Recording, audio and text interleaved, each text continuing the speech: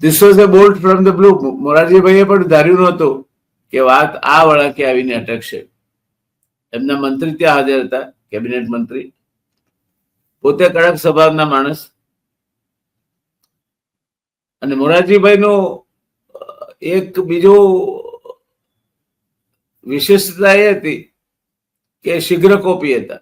એમને ગુસ્સો આવતા વાર ના લાગે, અને ગુસ્સો આવે ત્યારે ભલભલાને તતરાવી નાખે. એટલે એમણે પેલા વિદ્યાર્થીને તતરાવી નાખ્યો કે તમે તમારી હેસિયત બહારની વાત કરો છો, વિદ્યાર્થી છો હજુ, તમને બહાર નથી સમાજ કઈ રીતે ચાલે છે, સરકારો કઈ રીતે ચાલે છે. છાપામાં ગમે તે આવે એના ઉપર આધારિત રહીને તમે મને પ્રશ્ન પૂછો ને મારે તમને જવાબ આપવાના છે.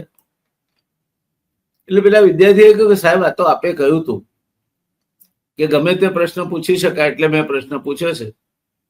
આપની કોઈ પણ રીતે ક્યાંય પણ અવમાન ના થાય એવો મારો કોઈ ઈરાદો હોઈ શકે નહીં. અમને એવું ભણાવવામાં પણ નથી આવતું અહીંયા કે શિસ્ત બહાર જઈને વાત કરવી.